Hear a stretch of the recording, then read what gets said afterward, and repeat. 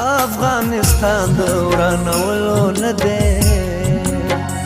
دلته یې څوک هم د وژلو د صحت خیریه بنسټ ګرانو لیدونکو او اوریدونکو خوښ او خوشحاله اوسئ. ډاکټر صاحب عبدالصمد سره نن موږ یو تړونلیک کوو چې هغه بېوزله کورنۍ یا ناداره کورنۍ چې د پیسو د نشتون له امله خپل علاج نشي کولی. بسم الله الرحمن الرحیم.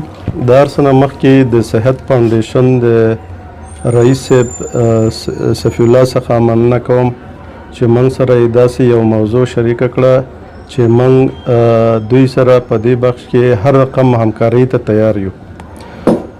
موږ په دې ټولنې باندې افتخار کوو، په دې ځوانانو افتخار کوو چې په دې دردیدلي وطن کې داسې ځوانان هم شته چې هغه د دې کړېدلي ولس لپاره د شپه ورځ کار کوي. انشاءالله څنګه چې دوی د غریبانو لاسنیوی کوي، موږ به د صحت په بخش کې د دې مریضانو لاسنیوی کوو او حتی الامکان دوی سره به موږ همکاري کوو. داسې په هوکړلیک کې لیکلي دي چې هغه ناروغان چې د صحت فاونډیشن لخوا نه معرفي کېږي د هغوی د وینې یعنې هغه معاینات چې کوم یو دی د 50% صارف به اخیستل کېږي.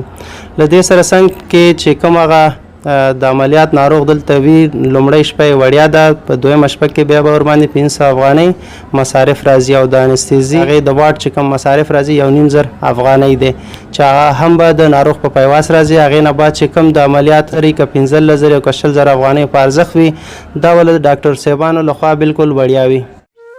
عملیات فیس به نه اخلي او عملیات به بالکل ورته وړیا کېږي. که هغه د 10 نه یا 15 نه نیولې تر 50,000 روپو بالکل په وړیا ډول دغه عملیات ترسره کېږي او انشاءالله په داسې ټاپ ډاکټرانو به دا عملیاتونه کېږي چې په مشرقي کې به نوم لري په جراحي بخش.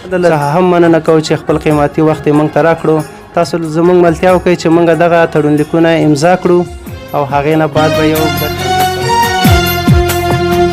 افغانستان د ورانولو نه دی دلته چرته به ورا جنازه تېرېږي وخت د ماشې د کش کولو نه دی افغانستان د ورانولو نه دی دلته یې څوک هم د وژلو نه دی.